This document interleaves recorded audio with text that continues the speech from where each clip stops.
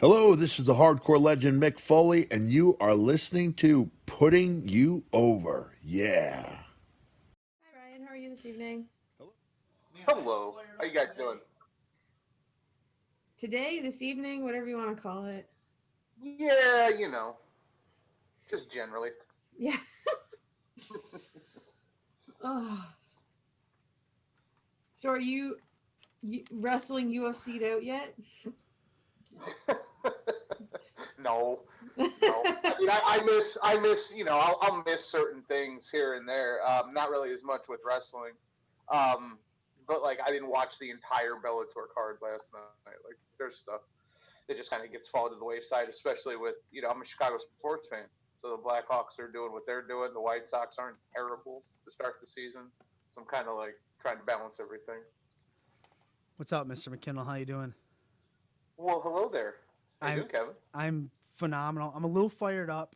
I don't know why I'm fired up because I'm extremely exhausted. I've spent the entire day at my mother-in-law's. It was her 70th birthday, so happy birthday to her. There you But go.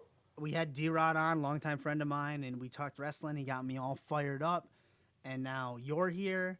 And the first thing that comes to my mind is like, you have to get up at what 2:30 in the morning to do your show because Because we're now Busted Open is live Monday through Friday. right. So you guys obviously are taking calls, all that sort of stuff.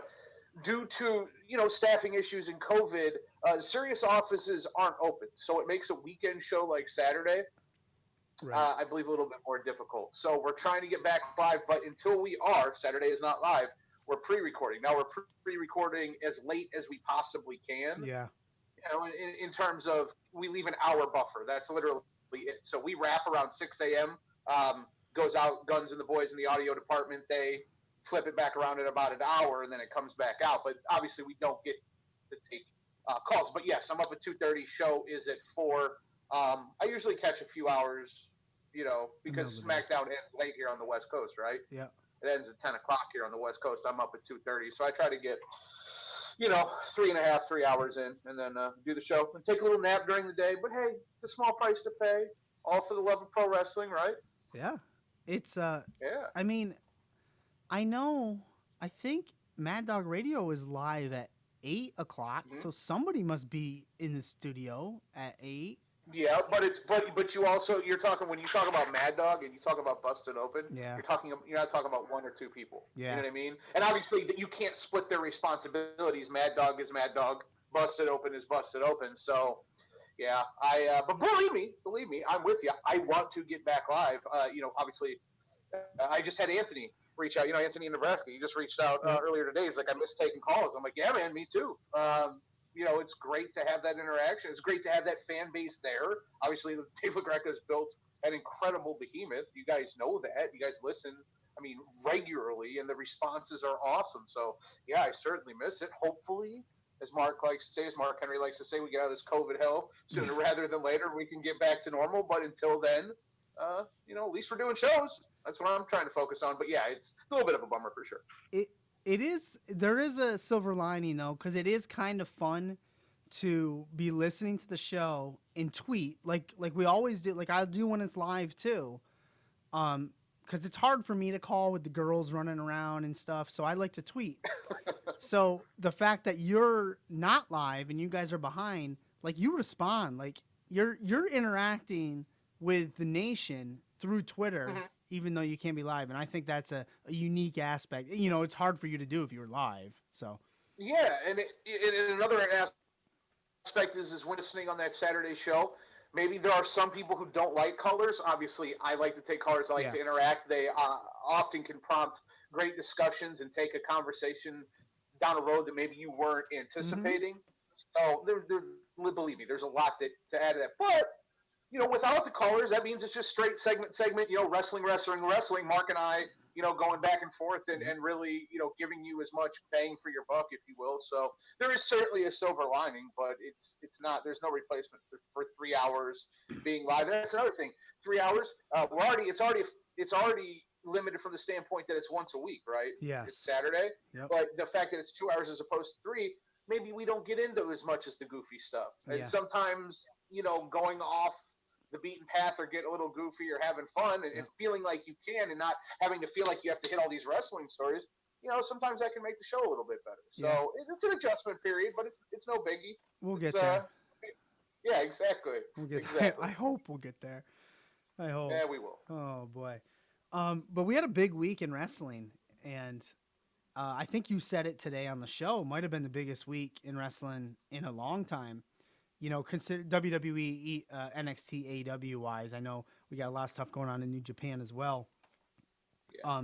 And I've wanted to get you on the show for a while, and I tried to balance it off the UFC stuff because I know how involved you are with that. Because I wanted to talk to you, and this was a while ago, about the new Nation of Domination, and you've been fully behind that. I really want to see it again, like bad, and I think some things have happened now, especially with the underground and the Hurt business.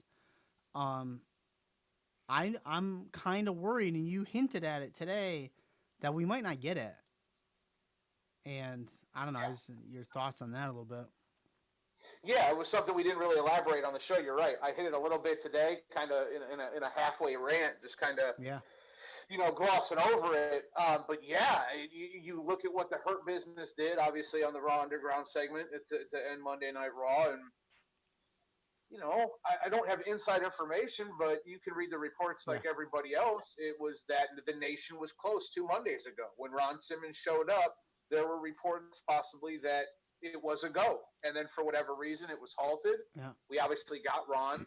Mark Henry was in town. You saw him the next week. Yes, he did he did the segment with, or he did going to, or coming back from break or going to break little spot with Drew there. So, I thought there was a real possibility. Now, knowing the WWE like we know, at least from the outside looking in, unless there's enough people that have talked about the process, right? There's enough people that have written, been head writers. Yeah. I have a lot of experience with the WWE, have commented on their time there, and we know that things can shift on the fly. And this Raw Underground, the way it came on, first of all, if it was in the works, I feel like we would have heard things leak. What I'm saying is, I feel like it came on a little bit late. It came on quickly, and when it did, they went with it. And I don't see how in any way this is conducive to a Nation storyline. No. And if there's sort of canon to Ron Simmons' comment about there's a better way, none of that makes sense now. No. So from what little we have, and it is little, this could go a bunch of different ways, I suppose. And it's wrestling too. It can pivot quickly. Yeah, for sure. So I mean, it's obviously not a be all end all, but my gut feeling right now is that they halted whatever they were maybe planning with the Nation, and this Raw Underground is their new baby for right now. It's going to be their new creative, I guess, venture, and we'll see where it goes. Obviously I talked about it today. I'm not particularly high on it. Yeah. We'll see. Maybe they can change me. Maybe they can. And again, I'm not the target demo. You're not. That's what you said today. Yep. Yeah, you're not appealing to mixed martial arts fans. You know what I mean? Right. You're not going to say, "Hey, let's go out and get MMA fans with Raw Underground." That is just not going to happen because MMA fans they will watch MMA, right? So this, I think, is a fantastical sort of imagination to kids or to people who maybe don't have a strong foundation in MMA and they just want to have some, blood sport, kumite, just a little bit of a ridiculousness. And I'm okay, like I've said before, right? Get ridiculous, get weird, get funky. This though, again, with the strippers and the thongs and the Attitude Era sort of feeling of it, and it just. They were reaching. Man, I felt like they were reaching. It didn't feel strong. Sorry. Yeah, go ahead. Sorry, is it reaching or see? I took it more of like a 1920s, like 1930s underground boxing kind of feel, kind of idea. So it's kind of like so it's underground. So I took it more of like a 30s stance where like you're not supposed to be there. It's like drinks, it's ladies doing burlesque. So that I don't know. I kind of looked at it more like that kind of style. Yeah, is that burlesque? Is that it's not burlesque. It's not. The ladies weren't burlesque. They were like, dancing. But like that was kind of how I looked at it more than say like appealing to MMA. More of like appealing to like 30s wrestling as like a history kind of I think they were appealing to the 13-year-old. Yeah, and also to your point, and I get what you're saying.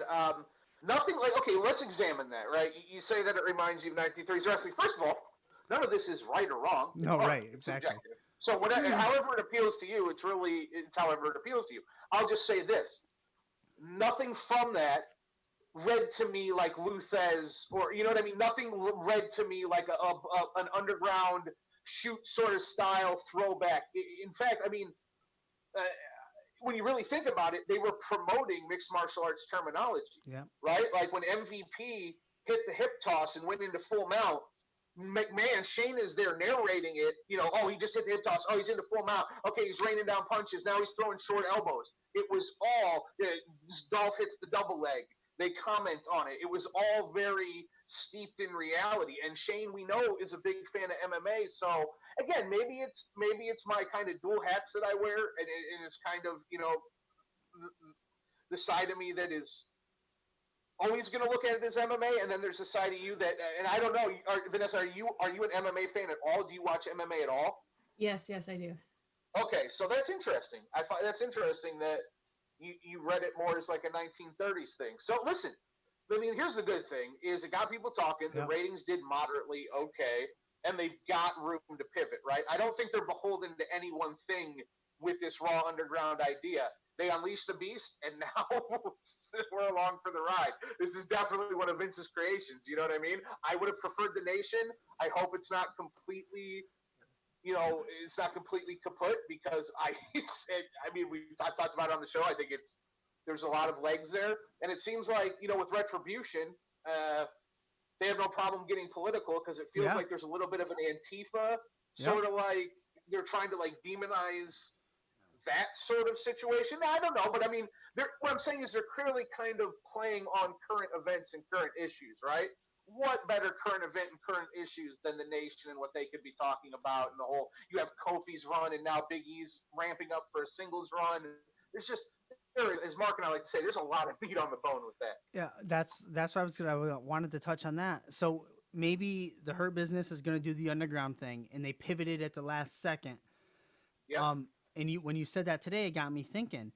Booker T made the remarks. Big E needs to change. Needs to get more serious, especially if he wants to hold a title, which I find odd from King Booker, but that's okay, Yeah. right? Yeah, you're not wrong, right? So what if they pivoted at the last moment and they're going to have the New Day be the new Nation of Domination? They've already spoke their minds. We know where their you know their beliefs are. We know it. We've seen it in the ring with the fists. That could be where they go. First of all, they would be perfect. Yes, I agree. For a couple reasons. As you just said, the past history, there's real life, you know, stories that you can pull from, and imagery and stuff that we all remember as a part of our lives. Yep. That works well. Beyond that, there's the Hogan NWO factor. Like, if that happened, children and young teens across the country, maybe the business has changed. Children, so young teens mostly know what's up now. But children would, remember when Bayley went heel? Yep. Really, when she went heel was here in Vegas, when she took the axe to the blow-up dolls, and like there were kids that were, you know, or Miz Girl, when Miz cashed in against Orton, whatever, 9 years ago, whatever the hell it was. There are those moments, right, that stick with you, that will just floor you as a kid. You have kids, you know. Yep. New Day, New Day going militant, New Day cutting a Black Lives Matter protest, you know, like promo would floor a generation. So from that standpoint, I mean, there's so much more we could get into, but that, I mean, they are they are legitimately primed for that position. The issue is going to always be their unbelievable success. Yeah, they're money makers. Exactly, as a faction. See, that's the thing. Hogan, when he turned, we were 13 years into the Hulk Hogan experience, right? The eat your vitamins, say your prayers, were ready for red that. and yellow. Right, we were ready for it. We never thought it would happen, but point was is we were ready for it. You can't say the same thing about New Day. New Day could run another for however long into the foreseeable future, and I don't care. They're amazing. They just have their own niche, and they occupy it, and they can go from serious like they did at the Wyatt compound, or serious against the Usos in a feud and just going straight hit for hit wrestling matches, or they can just be completely off the wall. And Big E, even in the midst of a singles run, can be rolling down to the ring. Like there's nobody else who can do that. They occupy a space that is completely unto themselves, right? So, and on top of the merch and on top of the money they bring in, I don't think it will ever happen. The First Nation, as we talked about, was kind of created to elevate. If there is another nation created, it will be used to elevate. So you have to think, okay, MVP, that makes sense. Shelton, obviously, that makes sense. And then New Blood in terms of Ricochet, Apollo. There's people there that that need that rub. That it would also fit their story. New Day doesn't need it, but hey, if they, I mean, it's like you want to run the New Day as the new nation, I am going to giving standing ovation for like a month straight on the show. Like I will bend over backwards applauding the WWE because I feel like it's something that's universally desired. I mean, that's hyperbole, but something that is very much desired from a large swath of professional wrestling fans. And the stage is, in my opinion, I think I'm just biased because I really want to see it. But the stage is set. You have Xavier Woods that's going to come back eventually. Yeah. And I think you had said it on the show. Like, he just comes back and says, I've been doing some reading. And, you know what? I remember that. That was with Jonathan Hood. Yeah. That's when you talk fast, you sometimes say really stupid things. But, yeah, I'm glad you got the general sentiment. He's been shelved off, but, he's been keeping up with current events. Yeah. But I did use reading, and Jonathan had a good chuckle at that. Like, the doctor had never read a book before. Yeah, right? I think there could be a way to do it. And maybe, maybe you could do it with the nation and still elevate, or with the New Day as the new nation, and still elevate people like Ricochet, people like, Cedric Alexander. But we'll see. I don't know. The pivot. What if they pivot it and Naomi, the ultra babyface, starts the Nation of Domination? Oh, I don't know. Well, that would be great. And here's the other thing. If the Nation does reboot, they have to be baby faces. Like, I went back and I watched a promo. That's what I was going to ask you, yeah. Yeah, I went back and watched a promo from Ron Simmons, and you guys can probably find it. Just YouTube, not now, after the show. YouTube, Ron Simmons, Vince McMahon. And it's a promo where I think Vince hasn't yet made his role or, taken the ownership role. He's still kind of, behind the desk and doing his interviews. And Ron Simmons is like, he's Farouk at the time. Yeah. And you guys might know the promo that I'm talking about. But he's essentially like, you never put the belt on a black champion. You're scared to put the belt on a black champion. There's reasons for that. And he just goes in. And I'm watching the promo. I was like, this isn't a heel. Like, he's getting booed. I'm like, this dude is a babyface. Yeah. He's trying to tell you that there are issues happening within this company, and there needs to be fair opportunity. 20 years later, we get Kofi. But it resonated. So, yes, if we get a new nation, they've got to be babyfaces. Like, there's no question in my mind. Yeah. That was my next question. They definitely... It'll be good, man. It'll be good.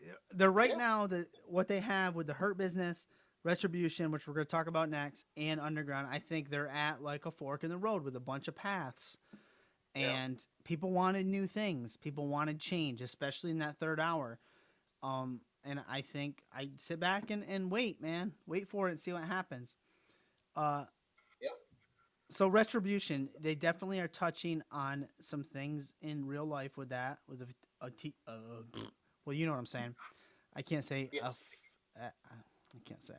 I need my speech therapist. But what was your takeaway from that? What did you get from it?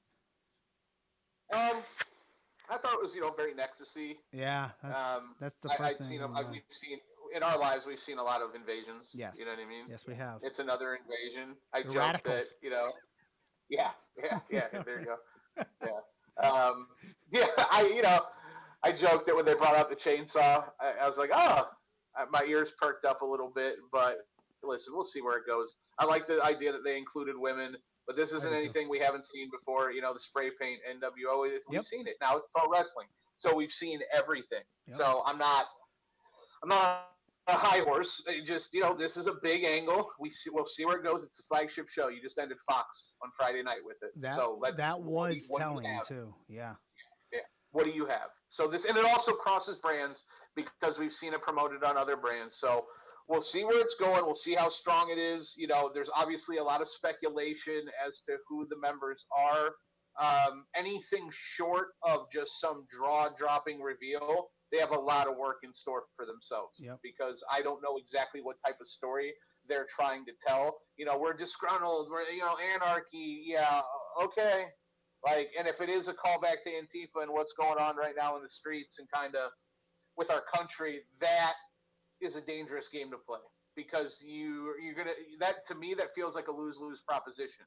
To me, a person who supports anti-fascism and progressive values and giving a giant middle finger to people who are racist and white nationalists, it doesn't make me feel good. Okay, so and then also the people on the other side of that spectrum, right? Yep. The people who are right-leaning or whatever you want to call it, or view Antifa as an enemy, they don't. It's not even go home heat. It's not heat. It's not go home heat. It's just real visceral anger that I would imagine makes you not want to watch the show. Yeah. So again, I feel like it's a lose-lose proposition where I don't feel like you're appealing to anyone if that's the route they're going. It's only 1 week.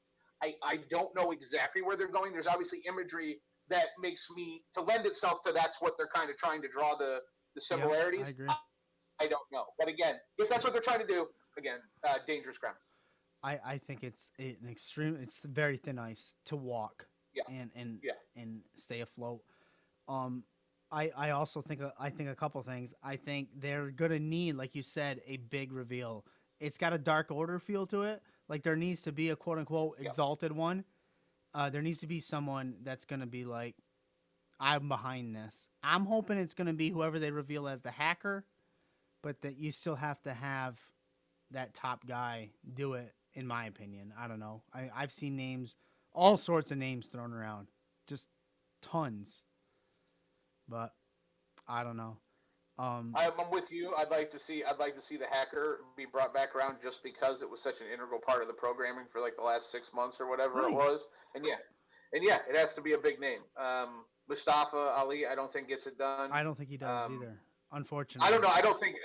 And here's the other thing: is some of the names that have been floated, and there's one giant name out there, and I don't think there's any truth to it. I don't think there's any possibility, and that's CM Punk. Yeah, that's what I've been saying. That's what I want. Yeah, I think it's who a lot of people want. People in hell want ice water. CM Punk coming back to the WWE, especially he's a progressive dude. You know what I mean? Could you see him signing on to like an Antifa? No. Anarchy? Not I straight edge society. Like in a different world, yes, I could see him do it. In this world, in 2020, I just don't think. I think he would view it as cheap, and I don't think he'd be on board with it. So maybe I'm wrong. I don't want to obviously speak for the dude, but we've obviously followed his career pretty closely. On some level, I think he's a man of principle. It just doesn't read like him. But I could be wrong. They could have thrown a Brinks truck at the dude, and he could be getting, $8 million a year, getting Lesnar money, and he's like, "Yeah, I'm gonna come back." I'll do it. Yeah. If it happens, he better reveal himself as the hacker who was behind it. That's what I would prefer. There's someone in the chat here on Twitch that says Rusev is going to be the hacker. I don't know if he's going to be behind Retribution, but they say Rusev's the hacker. I'm kind of getting on. Well, first of all, we have to start seeing the hacker come back. We haven't seen it, right? I don't think so. No. So we'd have to start seeing that stuff again. Personally, I think Rusev, that could be true.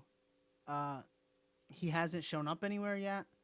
I think it's been 2 weeks since he's had COVID. He got a nice fresh shave of his head. Something's coming with Rusev. He is spending a lot of time around technology. He is spending a lot of time around technology. Fun fact, I did play FIFA with him. Did you? I did. Did he win? I believe so. But he had he had better players. He had better players. I don't know. The great thing about the hacker, though, is it's similar to like Anonymous. So you haven't seen Anonymous in forever, and now they're just pumping videos out like it's nobody's business. But they kind of went underground for a while. So the hacker kind of has the same Anonymous feel to me. Yeah. So I don't need to know, and he doesn't even need to show up or she anytime soon, really. I just know that they're there.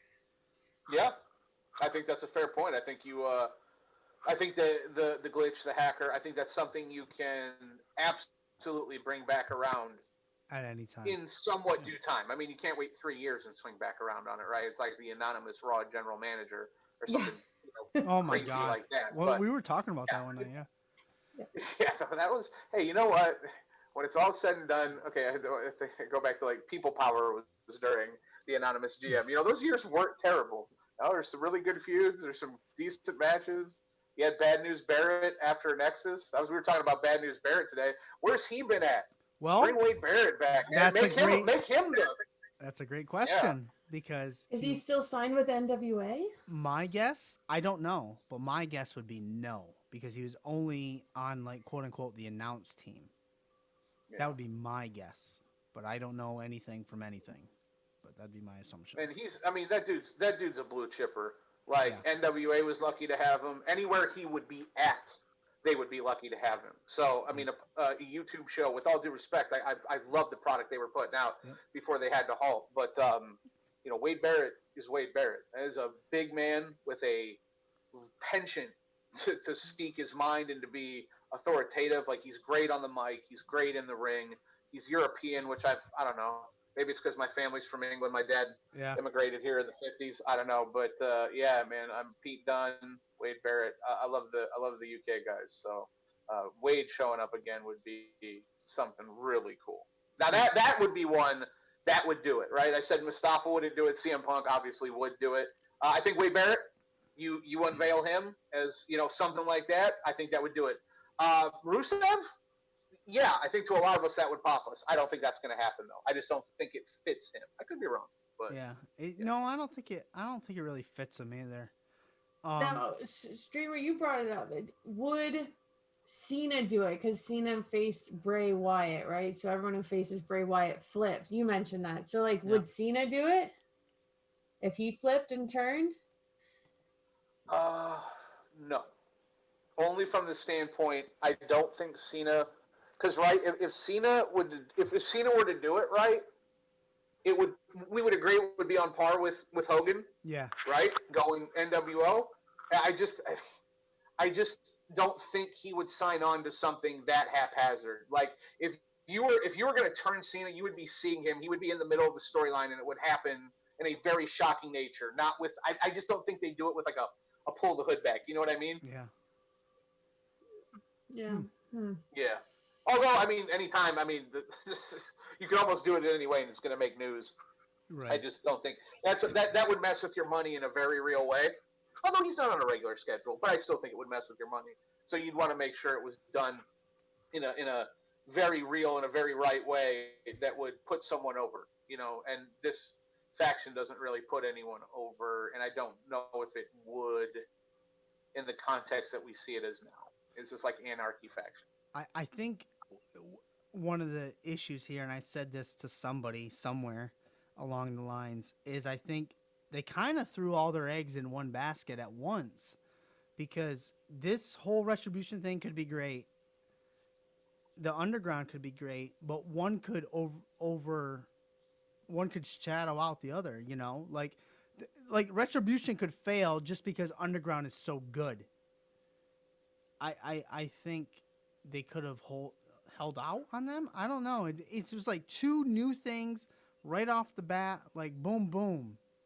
I don't know. It was odd, but and new factions. You got the Hurt Business to account for. I'm with you. And here's the other thing: who's writing it all? Bruce Pritchard. Exactly. The more I find out about that. Yeah, the more I find out about that process and what goes into that, you would have to pay me a lot of money to deal with the frustrations and the hours that go into putting your soul and your love on the line to just have Vince McMahon change his mind all the time. Like, dude, I mean, what? Why would you? Like, here's what I mean. I don't. Why would you even try? Like an assignment at school. Like, okay, we're going to give you homework. Why am I going to do it if I turn it in and you're just going to change the scale or change your grading patterns or change the assignment? Yeah. Right? Like, I'm going to do this work for you, and then you're going to literally just take it in front of me and rip it up. And I even when you land an idea, someone landed the glitch, the hacker, right? And now where's that? Where's that? The woman who wrote Otis and Mandy, she got fired in the layoffs. right? So it is a thankless job. I feel for Bruce Pritchard because now he's juggling a whole bunch of different stuff. Not like he wasn't before, but at least before he had Heyman with Raw. It's a chaotic time to be at WWE, I would imagine. Oh, on top of, and I don't care what anybody says, nobody's loving those ratings. So you've got a pandemic, you've got layoffs, you've got a cloud of also social issues with Saudi Arabia and COVID and all this stuff hanging over the WWE, and then you have that to worry about. So it's just, it's the ratings. When I say that, you have the ratings to worry about. So I would imagine it's not a pleasant experience there right now. I could be wrong. Maybe it's a huge party. What do I know? Vince McMahon's got like $1 billion. It should be fun. You would think. If I owned $1 billion company and I don't know how many employees he has, like what, 4 or 5, I don't know. It would be a fun ass company. Yeah. I'm just saying. McKinnell Pro Wrestling, MPW. Yeah, I don't even know if it would be a pro wrestling. It would be a great culture. People would love to work for me. That's all I'm going to say. We mentioned a name in there when we were talking about who was writing, who got laid off, and it occurred in my head. Heyman did get laid off as a writer, but right, he was he still got pivoted, right? Yeah, but he was still talent. What if Heyman's behind Retribution? Yeah, he won't be able to get in the ring. It would be. And Lesnar's not at SummerSlam, so they needed something for him to do. Yep. Possibly. It's gonna keep the CM Punk line out there. People intrigued still. Be interesting. Okay. I mean, I literally just thought of it right now. Yeah. It could work. It could certainly work. It's always fun to have the pencil and pretend. Fantasy booking's always fun. Yeah, of course. Everybody of course, likes absolutely. Yeah, especially on Busted Open when people are listening. Yeah, right. But yeah, I mean, listen, Heyman in that role, he's not a big faction guy, especially in the last 20 years, but he does have the history with the Dangerous Alliance, and he's Paul Heyman. You could put him with Breezango, and they'd be tag team champs and over before tomorrow. So, I mean, it doesn't matter what Paul Heyman does. He's one of the greatest minds in the history of pro wrestling. So, yeah, you want to put him behind Retribution, it's certainly going to help. It won't hurt.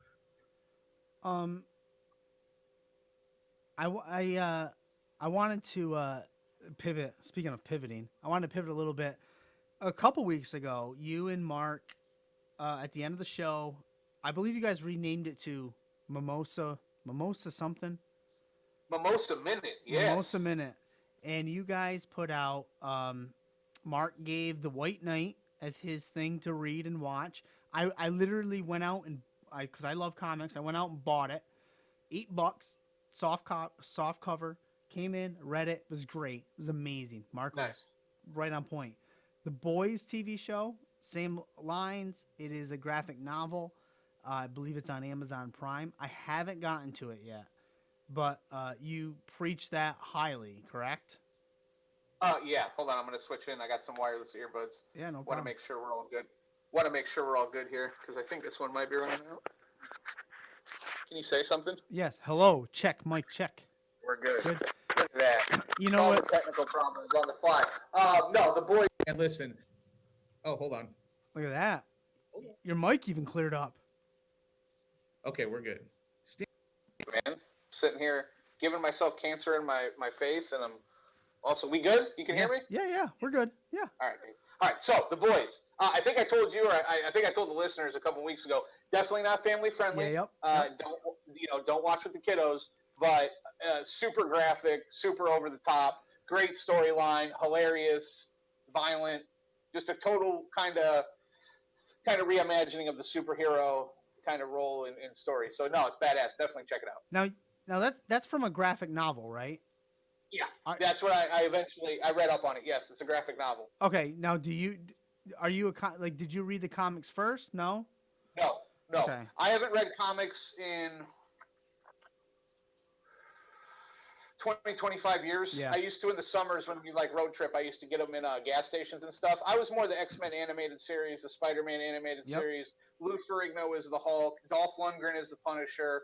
I was comic book media, but I wasn't traditional. We had traditional comic books But again, it was more action figures, TV shows, and movies is what like my superhero experience was growing up and like my comic book experience. You know what I'm saying? Yep. Nice. Um, now on those lines, the Mimosa Minute. Uh, I I had my mother-in-law's 70th birthday today, so big happy birthday Yeah. to Elaine. And so I missed the end of the show. So I would like to know if you could give me the Mimosa Minute now, so I know what to watch or what to do. And if you have marks too, that'd be great. I basically ribbed Mark for not watching The Boys yet because he told Yep. me by this week he would have watched it and he didn't. So No, shame on him. he's a terrible. Yeah, shame on him. Terrible, no good, dirty liar. Yeah, and then I think we just talked about basketball. I don't even think we gave a Any? movie, yeah, or a TV show. I think we just talked about how great basketball has been since it's returned and how well the NBA is doing The bubble's pandemic sports, working. which they are. I don't know. Huh? The bubble's working. Yeah, and it looks great, man. Like Yep. it's up tempo. The virtual fan thing, for some odd reason, actually works. I just the rate of play is obviously stellar. The players are fine, and it looks like the product that you're used to. And then Mark had said that after I said that NBA is doing it best, he was like, "Run under pro wrestling," and I didn't have I didn't have the heart. We didn't have the time, frankly. The Mimosa Minutes at the end of the show, Yeah. but I couldn't have disagreed with that statement more. And it's not pro wrestling's fault. Pro wrestling is trying its damnedest Yeah. to, well, at least certain companies are trying their damnedest to give you the best possible product in a pandemic era.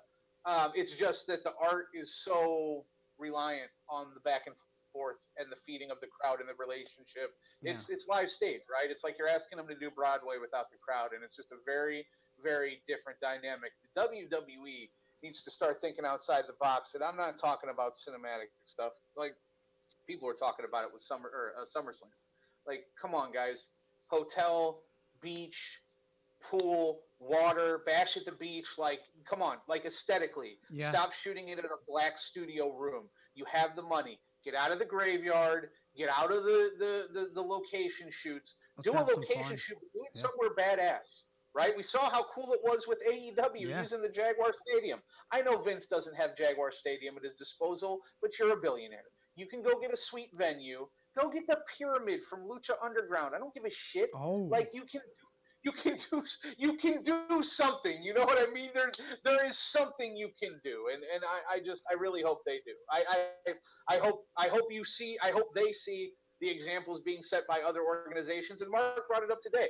WWE was kind of first. They never stopped. So they Yep. were on the fly trying to figure out how to navigate these COVID waters, and obviously they had people test and they weren't testing, and there's stuff I don't like about that, but the fact is they haven't stopped. So they've got experience now. I think some leagues used what to do and maybe what not to do from what WWE and the UFC was doing. And now, in turn, WWE can look at what the NHL is doing. They can look at what the NBA is doing, and maybe they can take some of their cues. And they can look at what AEW is doing. We all kind of want this to be better for everything, sports, entertainment, all of it. Let's make it as good as possible. And I think the WWE can make it better. Yeah. SummerSlam is supposed to be at the TD Bank North Garden in Boston, and it was gonna go. It was gonna be great. I was gonna have a blast, and I was going to go to WrestleMania and hang out with Mark Henry. Tell me about it. Yeah, there you go. Right? I don't know how many guys you can follow my Twitter. Obviously, I was looking forward to hanging out with the Nation for pretty much what would have been the first time. But I rented like a 9-person house with my buddy. I talk with him a lot on Twitter. But Andreas Hale, Kel Dansby, we call the Reverse Rat Pack. It's our little wrestling crew that we have, and we had a whole week planned. So I feel you. My pain is extended to you. No SummerSlam. It's definitely a bummer, man. And so I was thinking about it because I heard like they're looking for something in the Northeast, outdoors, this and that. I was like, man, they should see if they can get Fenway Park. I know it's not a beach, it's not cool hotels, but I could see a ring in the middle. Vince has the money. Put an entire Titantron right on that green monster. Yeah. but Yeah, not to cut you. Yeah. It's a good idea. Yeah. But it won't happen because they're sharing that stadium with a major league team Yeah, right yeah. now, and Yep. they won't want to let Another- bodies in the yeah. building that they can't And account for. that's what it was. Then I was like, oh well, that sucks because that would Yep. look cool. But Oh yeah. I think they should find it somewhere down by the beach. I think that would be amazing. There's no, well, the theme was going to be Hollywood. So, or no, not. I'm thinking of WrestleMania. I'm thinking next WrestleMania. Yeah. But there was no SummerSlam. I mean, it's summer. Christ, go to the beach. Fuck it. Go to right? the beach. Go to the beach. It's outdoors. In terms of COVID, that's a great, obviously, advantage that you have. You're not in an enclosed space. Just the aesthetics of it, man. It looks great. Yeah. You I know, agree. Bash of the Beach was great. I mean, you don't need to put up surfboards. You don't need to make it Bash of the Beach, but you can make. I don't know. I mean, you got Raw Underground. Put tiki torches up there and make it like a kumite. I don't know. Well, but here's it's summer, man. Here's the thing: the precedent's been set. They've done the Great American Bash. They've gone back in time and done that. They went back in time and did an In Your House. Before that, War Games. The precedent's been set. Go outside. Give that feel of Bash at the Beach, like you said. Do it. It's been set, and they do need a change. And I don't think a warehouse underground is going to do it. Although I'm going to enjoy it, I don't think it's going to do it. Yeah, I mean, do as many things differently as you can. So Yeah. Raw Underground, hey, I'll give it a chance. First hit, didn't love it, doesn't matter. I'm one guy. Does not matter. Yep. Ratings spiked. People seem to enjoy it. Good for you. I'm, at the end of the day, I am cheering for the business all the time. I don't care if I hate it. Yeah. If that makes any sense. I hated Cena. You think I liked We were just seeing talking Cena? about that. Yeah, you think I liked seeing Cena like hold the most prestigious title in the business for what seemingly felt like epochs, like millennia? No, I didn't like that. I went to SummerSlam during the Summer of Punk. First of all, I was here in Vegas the night he dropped the Pike Bomb, and then a few months later, I went to LA to see him against Cena 2. Obviously, Money in the Bank was the first match. Yep. Then SummerSlam was the match for both belts because, Cena, anyway, I was at that match. Oh my God, I I'm so wrote jealous. the Summer of Punk. Like, I was there for that. I was booing Cena. That said, there was always a part of me that recognized that man is a behemoth. He is one of the greatest champions ever. Children love him. Yep. He is selling stupid merch. Every 4 months they change the color. More stupid merch. That's great for the business. Everyone's making more money. I'm not going to be mad at that. If you have a champion that is running roughshod and you're sick of them, that means the business is doing well. That means the WWE has found their white whale. If it's Hogan, does it go too long? Yeah, it goes too long. But you can't tell me in 1987 Hulk Hogan wasn't the shit, and you weren't like, this is the greatest thing ever when he faced off with Warrior at WrestleMania. Like, it wasn't the greatest match ever for those of you that lived it. You understand? For those of you that didn't, I'm sorry. Go It is watch what it it. It's is. on the network. But absolutely, go watch it. But you can't recreate the feel, right? Like, I was 7 years old. That they were superheroes to me. But maybe Austin and Rock is your thing. Austin and Rock, I would combine them because they were such behemoths in that regard. But when you had those guys going, like, maybe someone was sick of seeing Rock as champion all the time. Again, you didn't like the people's elbow. That's not a finisher. I mean, I actually remember those conversations. See, kids, there was a time where people actually hated The Rock. Yes, not when he was Rocky Maivia, but when he was actually The Rock at the top of his game, people hated him. They felt like he was an actor. They felt like he wasn't committed. They felt like his moveset was whack. They felt like the people's elbow wasn't a real finisher. Well, yada, yada, yada, yada, yada, right? It still went on. But again, at that time, I recognized the business is doing great. There were things maybe I didn't like. The business is doing great. Didn't like Triple H. Still don't like Triple H. Hated his run in the mid-2000s. That's Thank me you. personally. Yeah, Thank you're you. welcome. But I mean, I'm just being honest. Yeah. He just never appealed to me. But I recognized also that was me. There was still a huge section of fans that loved the Motorhead walkout, that loved the biker sort of gimmick that he was running. There was the DX nostalgia that people had, and I had that. Like, when he faced off against The Undertaker, hey, that was Triple H DX. I'm with it. But there was also, when it was happening, he had just married Stephanie. He was constantly putting himself in positions of power. He did it again in the Summer of Punk when he ruined that shit when he tag teamed with CM Punk. So I have plenty of bones to pick with Triple H, right? But again, a commodity, an era where he reigned, where money was good and people paid to see him. So I'm not gonna be super marky and just start like totally shitting and destroying, people that maybe the art isn't for me. Their style of art of what they do in their storylines haven't always appealed to me. I recognize that they appeal to a lot of people. So, in a very long roundabout way, as we talk about Raw Underground, Yeah. it's clearly polarizing, which is great. Like, there are people that hate it, and there are people that really seem to like it. That's good, right? If you can get that, Yes. that's good. So we'll see. It's 1 week again. I judged the New Day when they debuted. I couldn't Yep, have been you quicker to said that say it's today. the worst faction ever. It's never going to work. What are they doing? It's disjointed, and then they made it their own, and now they're the greatest faction ever, arguably. So, we'll see. Awesome. Awesome stuff. And I mean, we didn't even touch on Shorty G's switch, Corbin, Riddle. We didn't get any of that. We didn't. I didn't even mention the fact that Bianca Belair attacked Zelina Vega today on Twitch. I didn't see that. Yeah, I guess. Nice. So Zelina has a Twitch channel, and she was on there doing something, and she was talking to Kayla Braxton, and search it. It's on Twitter. It's around there. Yeah. They're talking about like maybe their favorite video games or something, because I hear her saying Mario, and then you see Zelina look up, and she's like, "What are you doing here in my house?" And then Bianca just like knocks her right over, attacks her, starts laying into her. Excellent stuff. I love it.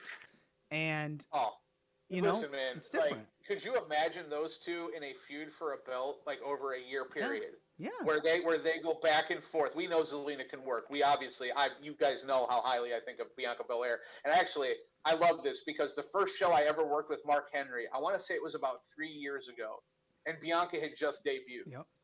And I brought up Bianca in break, or it was either on air or on break, and he's like, yeah. He's like, I scouted her. He's like, I brought her into the company. And I totally marked out. And the next 15 minutes on the show, it was just, remember that Chris Farley segment on SNL when he would interview the famous people, and he would be like, hey, remember that time when I literally turned into that, but just kind of wanting to know about Bianca Belair. I was like, well, tell me about, and how did this come about, and are you as hyped? Because it was evident from the first moment I saw her, even right when she hit TV, that was the only time I saw her, was when she hit TV. You could see she could catch that finisher from anywhere. You could see the power was there in every facet, from the upper body to the lower body. And that's the stuff that, like, I'm not a body guy when it comes to the men, which is so odd, but when it comes to the women, I find myself being like a heightist and a sizist. And I know that's like so messed up, but for whatever reason, like, and I love Alexa and I love Sasha, I do.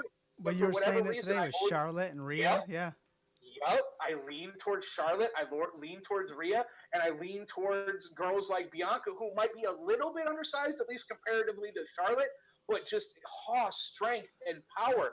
Sasha and Alexa, they have that slick tongue. They are able to bury you and to hold the mic. And those girls, that's not to say Bianca doesn't either. So, I think as I'm sitting here comparing and saying, like, picking and choosing favorites, I think the real moral of the story is, holy shit, the women are on fire. Yes, the women are on fire. It is great. And here's another thing. And let's just be completely honest. Let's go back to like WCW NWO Revenge, right? Let's go back to N64. Let's go back to me being 15 years old. If you would have told me when I was 15 that I would be watching women's wrestling and invested in storylines like I was men, I would have laughed in your face. Same and that's not. I don't know if it's a sexist thing. Like I can't say that because I'm 15. I'm a kid, right? But that's also an important kind of caveat in this discussion, because there are now 15-year-olds that's such a foreign thought to them. Yep. So like you've changed the culture of professional wrestling in such profound ways, and I can't even imagine. And obviously Vanessa, you can speak to this. I can't even imagine what it's got to be like for a woman or a young girl or a person who has daughters. Like, it has got to be really exciting to see legitimate superheroes on TV getting time invested in them and not doing hokey shit. Yep. Like and this isn't a knock on, it's not. It'll sound like it, but Talita and Trish, they were in bikini matches. They were in just straight up sexist nonsense bullshit that real athletes, like real top level superstar champions, should never have been subjected to, right? And that's just a part of the era. I'm not trying to rewrite it. I'm just saying these girls today, like when your daughters and your young girls are looking up, they don't ever have to question that. Bayley is never going to be in a segment like that. She is, heel or face, someone that represents something different. And again, it's not Trish and Lita's fault. They had to play ball. That was a part of the era. If you didn't do some of those things, I have no question that you wouldn't have been the stars that you were. And I'm not saying either that they were forced into it. I'm just saying, similar to me in 1998 playing WCW and NWO Revenge, times were different. Very, again, long roundabout way. I'm glad the times now are different as where they were in 1998, to where I think there's an entire generation that doesn't even think about the stuff I just said. But to a guy like you and probably to Vanessa listening, you totally understand what I'm saying. Yeah, it's if you would have told me, 15-year-old me, that I would be a huge soccer fan, I would have told you, I would have said some words to you that, like, soccer is this and that. And so yeah, it's just the way it is, and being a father of 3 daughters, Vanessa being a woman herself and having daughters, it's a great time. It's a great time, but it's also that time in the show where we're gonna have to give you the mic. You can put over what you want, Mr. McKinnell. I'm not gonna keep you any longer. You've been up a long time. We're coming up on an hour. Why don't you let people? I mean, we could do this all night long, but I've been told if we end things early, we can have you back. So, buddy, you can always have me back. I've been on a couple times. I love jumping. Yeah, it's a lot of fun. Yeah, go ahead. Yeah, absolutely. I don't have anything necessarily to put over. You guys can find me on Twitter at Ryan McKinnell. You guys can find me at IG at Big Mac McKinnell. Obviously, the show with Misha Tate is on Sirius 106. You guys know Bust Open. Okay, I will put this over. I just got 2 albums. I'm a big vinyl collector. I don't know if you guys know that, but I'm a big fan of live music in general. I got my posters up. Anyway. That's been one of my things during the pandemic. Since I don't have live shows and it's pretty much all I do with my money, I've now taken to finding old concert posters and putting them up all over my house from shows that I went to kind of like hold on to that right over joy. here. Anyway, I got the same thing right over here. nice. What do you got up? They're all my Pearl Jam posters. Every show I've been to, I've been to like 30. They're all up. So Pearl Jam to you is my Metallica, because I've seen Metallica like 30 times. Yep. You travel, you see them regionally. Yep. That's awesome. Yep. And I'm not a huge Pearl Jam fan. In fact, they're one of the bands I still need to see, but I respect the hell out of them. Like I was a metal kid when grunge was going. Yeah. So Soundgarden is about as far as I leaned in terms of grunge, like Cornell and Soundgarden. Yeah. But over time I've come to really appreciate Eddie Vedder and Pearl Jam. So I definitely appreciate that. On the tip of metal, or on the subject of metal, 2 albums that I've been waiting so long to get on vinyl. I'm going to pull them out. And here's a cool story. Oh, vinyl. Now the show's getting fun. Yes, let's get the vinyl out. Okay, so again, 2 albums that I've been waiting a very long time for. Let me make sure I get it here. All right. I enjoy the Dire Straits blow, man. So, I've been looking forever for these 2 albums. They came out in the mid-2000s. For any of you guys that don't know, the mid to early 2000s had a resurgence of metal called the New Wave of American Heavy Metal. Yes. Came out of your area to a large extent, the New England, Mass area, Boston, bands like Unearth, bands like All That Remains, Shadows Fall, Killswitch Engage, a lot of New England guys. Killswitch Engage, the band that was behind CM Punk's This Fire and his original entrance music in the WWE. Anyway, kind of sounds like that. They brought a mix of hardcore, a mix of thrash metal, basically called it metalcore, right? So the 2 seminal albums that I really, really took my fandom in those years to a whole other level, I've been trying to get on vinyl forever, over 10 years, and I finally got them. And not only did I finally get them, they arrived on Friday at the same time. They're used, but they're in great condition. The first is Killswitch Engage's End of Heartache. It was only printed once on vinyl, and it was printed in Germany. It's on 180-gram vinyl. I've been waiting very long to get this. It came out in 2004. It doesn't have the CM Punk This Fire song on it, but it does have a song that kind of became an anthem for metalcore in the early 2000s. That was the End of Heartache. So this came, and then this came on the same day. And this is All That Remains is The Fall of Ideals, which had a song called Six on it, which was on Guitar Hero for anyone who remembers Guitar Hero. Yeah. But all that remains is both. First of all, both of these bands are still fairly popular today. Both of them, for to varying degrees, they're still putting out new music and killing it. But these two albums, The Fall of Ideals and End of Heartache, if you guys are metal fans at all, go listen to these. Educate yourselves on the new wave of American heavy metal. It's melodic, it's heavy. It was a great era for heavy music, something that I sorely miss, and I hope we get a return to. Yes, awesome. Nice. Yeah, we started collecting posters too because my husband's got 100 T-shirts and we have no more space left in our house. So now we've got posters. It's a deadly game. It is. I'm not even gonna remember. You guys, I mean, you probably do have an idea because just by what you said in terms of it being a deadly game, I've now run out of space. So over there in the corner, obviously you see the busted open setup, right? But I have my Rancid poster from the show at House of Blues. I've now run out of space. I've run out of space. I've run out of wall space. We've taken up the other bedroom. We've taken up the bathroom. I can't show you my entire living room, but over here, I'm looking at a Guns N' Roses from their first show back as a full band in April of 2016 at T-Mobile, a Roger Waters Us vs. Them show, a Jack White show at Brooklyn Bowl 12, a System of a Down show from 17 that I was, or 18 that I was at, and a Metallica T-Mobile show. And then the hallway, I've got 3 of the same Metallica shows, some Rolling Stones posters. I went crazy. I miss live music so much. I just want to be reminded. It sounds exactly like what you're going through. Yep. And here's the other good thing. Yeah, I mean, I don't know if it's a good thing. I just feel like I'm getting in before everybody else realizes what you and I realize, and I can't get these posters for under $100. That's the other thing.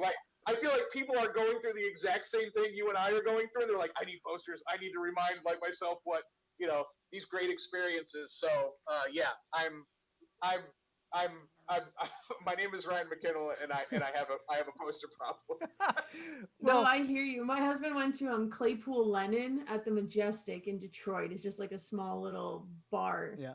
And he wanted a poster for the show because it was super cool. And someone bought the last one off the cork board, so there was none left.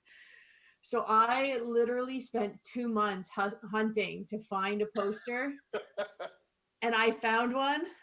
And it was the original print, it had the number on it and everything. Yep. And I literally only spent $20 US on it. I was so excited. What? Yeah. That is a great deal. Yeah, I mean, I make sure all mine are numbered. Some of mine are signed by the artist. Yep. But yeah, you got to get numbered. It's hilarious that you're going through the same thing. You're a good wife. That is awesome right? that you hunted that down. I've got some funny. I actually did something similar. My wife was a good wife a couple years ago. We actually bid on this that Run the Jewels LP, Run the Jewels 2. It's signed by Killer Mike. She was trying to get it for me for a Christmas present on eBay. This was 5 years ago. Turns out she didn't know that I was also watching the auction, and we were bidding against each other. She was trying to surprise me, and so we don't. She just doesn't buy anything from me anymore because chances are I'm either planning on buying it or I've already bought it. That's how I am. Yeah, man, exactly. It's so hard. I try. That poster game can get out of hand quick. And we have this old rocker. His name's Bobby, and he's awesome. And he's seen everybody. He's 60. He just spends all his money on shows. We saw Metallica with Ozzy in '86. He's seen everybody. You name him. He tried to tell me. He tried to tell me because I was all excited. I was in his office. I was like, Bobby, I got this Metallica, the thing framed from the 30th anniversary, and I got the coins in it, and my ticket stubs. It was badass. He's like, just be careful, kid. Yeah. And I was like, what do you mean? Just be careful. Yeah. He's like, the shit gets out of hand real quick. He was so right. Yeah. He was so right. And I haven't even gotten my government money yet. I haven't got my stimulus check. What happens when I get my stimulus check? I'm going to be broke on concert photos, posters, and vinyl, all because I miss live music so much. This is me coping. I don't stress eat. I know it looks like I stress eat. I don't stress eat. I stress by music and concert posters. 2020 needs to be over. It does. Good Lord, it does. I mean, the good news is I feel the stuff we're buying does hold value. Yes. I feel like vinyl and posters do hold value if you're smart about it. You get the $20 poster, that's money. You can't go wrong with that. But yeah, 2020 be over. Yes, 100%. Buy. Adios. It is a deadly game because Pearl Jam just announced, because they had a tour, they had a U.S. tour right before all this broke out. I was gonna see them in Baltimore, I was gonna see them in New York City, and then a festival in Jersey, and all that got canceled in this. And so Pearl Jam just announced they're releasing all the posters from those canceled shows, and I'm like, son of a bitch. And my wife, I would not buy those. You wouldn't buy them, No. even if you didn't For go. memories of sadness of being stuck in your house during a pandemic and the show you didn't get. One time, 2008 Death Magnetic Tour, Metallica was playing 2 shows in Los Angeles. It was mid-December, early December in Vegas. We had the most snow in 55 years here in Vegas. We got 10 inches on the Strip. The Luxor was covered in snow. The Cajon Pass, where you have to drive through to get to LA, closed. I had tickets for night 1 and night 2. Now, luckily, I made it for night 2, but when we were heading to LA, because I had a hotel, we were going to do both nights. We had great seats. I had 3rd row for that first night. They closed the pass, and we couldn't get through. Dude, I have never went to bed at 4 in the afternoon in my life. I was so sad when I got home because all I could think about was there's no one sitting in my seats. They're playing right now, and there's 3rd row seats that are empty to my favorite band. And I know that's like I've been very lucky. I've seen them many times. But the point is, dude, I would not get a poster from that show because it would just piss me off. Yeah, if a bunch of Pearl Jam, like I had tickets to see Run the Jewels and Rage Against the Machine in Phoenix, Oakland, and Chicago. I would not buy a poster from any of those shows because I wanted more than anything to see those shows. Right? They're going to redo them. They reschedule them, right? So you get the poster from the rescheduled show. But now, hold on. It'll be a different poster. That's the thing. It will be. It will be. Now, this could be cool. You do a custom setup where you get the canceled show and the redo, and you put them together. Yep, that's what I'm going to do. Commemorate the worst year ever. All right, yeah. You know what? That's not a horrible idea. Maybe I just I worked myself into a shoot. I still have the space right now. I mean, we could do this all day. I could talk music, posters, vinyl, obsessions all day long, for sure. And we'll do that next time. Yeah, we'll definitely do that next time. Ryan, thank you for staying up so late with us. Thank you very much. It's been a pleasure. Buddy, You've been great, and we'll hear you again around the dial. The Sirius dial. So have yourself a wonderful night. Thank you, buddy. You too. Yeah, later. See you later. Awesome. That was really good. This guy's called the Standing Streamer.